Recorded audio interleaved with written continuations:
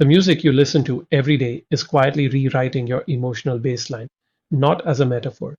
Literally, your brain entrains to the rhythms and emotional content it repeatedly encounters, and most people have no idea this is happening to them.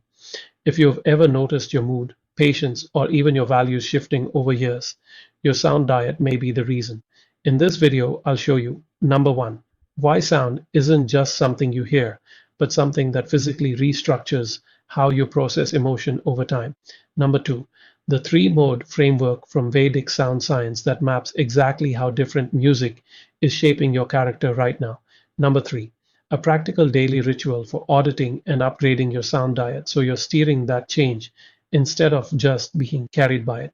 Let's get into it. A guy in a comment section once wrote, I used to listen to rap almost exclusively because it was cool. But as I got older, I realized I relate so much more to the emotion in extreme metal than a rap song. That stopped me because he wasn't describing a music preference. He was describing a personality shift. He had changed and his ear had followed.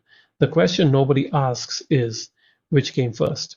And more importantly, which one is driving the other right now without you knowing?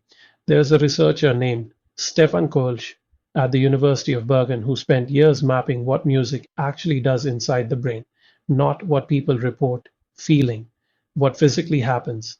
And what he found is that music activates the amygdala, the hippocampus, the nucleus accumbens, and the prefrontal cortex simultaneously.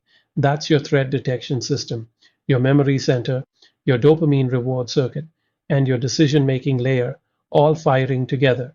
That doesn't happen when you read a book. It doesn't happen when you watch a video. Music is one of the only inputs that hits all four systems at once. And when you repeat that input daily, those circuits begin to wire together in patterns. This is called neural entrainment. Your brain doesn't passively receive sound, it synchronizes with it. The tempo of what you're listening to starts to match your brainwave frequency. The emotional tone of the lyrics and melody starts to prime your default emotional state. Do this for months, and you're not just in a mood. You've built a new baseline. One comment I keep seeing in music psychology communities goes something like this. I was surprised to hear him not mention the fact that sound is a form of energy and that when we hear sound, it initiates a response in the body. That person was onto something real. Sound is mechanical vibration. It moves through air, through your skin, through your bones, before it ever reaches your ears. Your body responds to it before your conscious mind does. So, when we talk about music affecting personality, we're not talking about inspiration or mood lifting in some soft, optional sense. We're talking about a physical process that is happening to you, whether you're paying attention or not. The key word here is music affects personality psychology, and the research is consistent. Regular exposure to specific musical modes, tempos, and lyrical content shapes emotional processing patterns, stress reactivity, and social behavior. A 2015 meta-analysis of mood induction studies found that even short exposures of 10 to 15 minutes to emotionally congruent music shifted measurable affect states. Scale that to hours per day over years, and you're not talking about a mood. You're talking about character formation. The takeaway from this section is simple but uncomfortable. Your sound diet is not neutral. Every playlist is an input. The question is whether you're choosing that input consciously. About 2,500 years before neuroscience had the tools to measure any of this, Vedic scholars were already building a detailed framework for how sound shapes the mind and character. They called it Nada Yoga, the yoga of sound. And within that tradition, they mapped sound onto the same three quality system they used to understand all of nature, the three gunas, tamas, rajas, and sattva, inertia, agitation, and clarity. They applied these three qualities to food, to relationships, to thought patterns, and to sound. And what they described maps almost perfectly onto what modern psychoacoustics research has since confirmed. Tamasic sound is anything that dulls, numbs, or sedates the mind. Think of music with extremely slow, formless tempos, repetitive, low frequency drones with no resolution, or lyrical content that centers on hopelessness, victimhood, or passivity. This isn't about genre. Country, hip hop, classical, electronic music can all produce tamasic sound depending on their qualities. The effect is a kind of emotional flatness. Over time, regular exposure to tamasic sound patterns correlates with what researchers call blunted affect, reduced motivation, and a decreased capacity to feel pleasure from ordinary life. Rajasic sound agitates, high tempo, high intensity, high arousal music that keeps the nervous system in a constant state of activation. Again, this isn't a genre judgment. The Vedic texts weren't anti-metal or anti-EDM. They were describing a quality of effect. Rajasic sound has real uses. It's what you want before a workout or a competitive event. The problem is when it's your default, your background, your commute, your dinner, your evening. Chronic Rajasic input keeps cortisol elevated, keeps the threat detection system primed, and over time, it trains your nervous system to read neutral situations as threatening. This is where the audience pain phrase I mentioned earlier becomes important. A metal fan in a common thread once pushed back on the idea that heavy music correlates with low self esteem. He said, "What I mostly like about it is that it's transcendent and empowering." And he's right that the research on this is more nuanced than the genre personality listicles suggest. Rajasic sound isn't inherently bad. The question is, what role does it play in your total sound diet, and what are you using it for? Sattvic sound is where the Vedic tradition put its deepest attention, sound that is structured, resonant, melodically resolved, and emotionally coherent. The Indian classical raga system was built on this. Each raga was mapped to a specific time of day, season, and emotional state, not to entertain, but to intentionally shift the listener's inner environment. This is Nada Yoga as a daily practice, sound as medicine, not background. Modern psychoacoustics has found something strikingly similar. Music in major modes with moderate tempo, clear melodic structure, and low lyrical aggression consistently produces what researchers call positive valence and high arousal, which is the combination associated with motivation, social connection, and cognitive flexibility. That's the Sattvic signature in neuroscience language. The framework gives you a diagnostic tool. Look at your playlist right now, not what genre it is. Ask, does this music leave me more agitated or more still, more numb or more alive, more contracted or more open?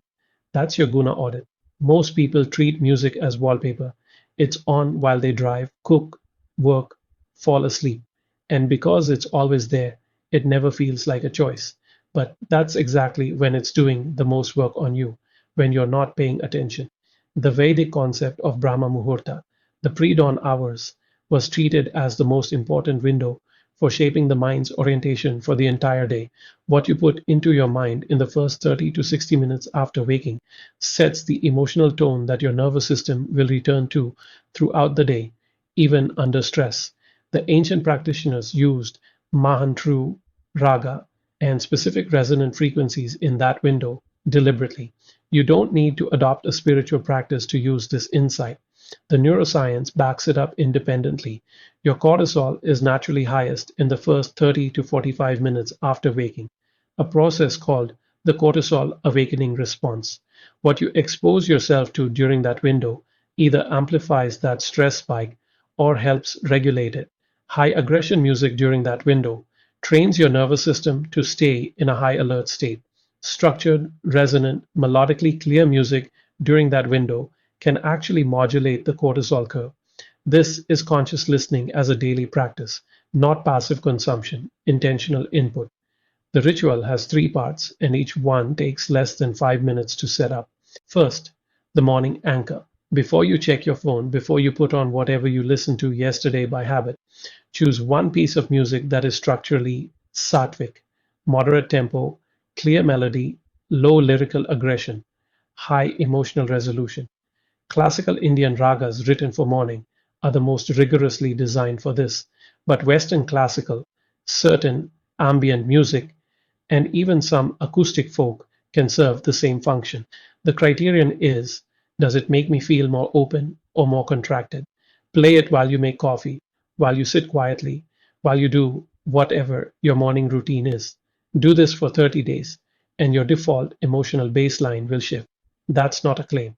That's what the mood induction research predicts when you apply it consistently. Second, the transition audit. Notice the music you reach for at transition points in your day: the commute, the lunch break, the end of the workday. These are the moments when your nervous system is most malleable. What you put in at those moments sets the tone for the next block. Most people reach for high arousal music at every transition because it feels like energy. But if you're already stressed, adding Rajasic input at those transitions keeps you locked in the stress cycle. One practical move: keep one Sattvic playlist specifically for the commute home. Let the transition from work mode to home mode be scored by something that actually helps you make that shift. Third, the evening wind down. Your nervous system needs a signal that the threat detection mode is no longer needed.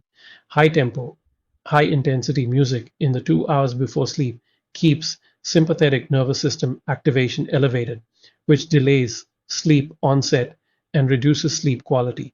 This isn't about going to sleep to harp music, it's about deliberately choosing sound that has a lower arousal signature in that window. Tempo below 80 BPM, minimal percussion, no lyrical content that requires emotional processing. Your brain will thank you in the morning. The reason this works, and the reason your ancestors built entire sciences around it, is that sound is one of the few inputs you can control completely and continuously throughout your day. You can't always control your environment, your relationships, your workload, but you can control what's playing in your ears for the 4 to 6 hours most people spend with music daily. That's 4 to 6 hours of either intentional input or accidental conditioning. Music affects personality psychology, not because music is magic, but because repetition is how the brain builds its default settings. The person who wrote that they used to listen to rap because it was cool and then discovered they related more to the emotion in extreme metal as they grew older, that person was describing genuine inner transformation. Their ear changed because they changed. But it also works in reverse. Change your ear deliberately, and you start to change. That three-part ritual is something you can start tomorrow, and it costs nothing but attention. But if you have tried adjusting your environment before, whether it's your routines, your inputs, your emotional patterns, and you keep sliding back to the same baseline, that's not a willpower problem. That's a diagnostic problem. Something upstream is keeping you anchored to where you are, and it usually takes a conversation to find it. I do a free 30-minute consultation call. No pitch, no agenda, just a direct conversation about where you're stuck and what the actual next step looks like for your specific situation. You'll walk away with a clear picture of what's driving your current baseline and what to do about it, whether we ever work together or not. The link to book is in the description at dailymindreset.com jar consultation. If you have been circling the same patterns for a while and you're ready to actually map a way out, that call is where to start. Subscribe if you want frameworks like this one every week, grounded in both ancient wisdom and the research that keeps confirming it. What does your current sound diet actually look like? And after watching this, what's the one thing you'd change first?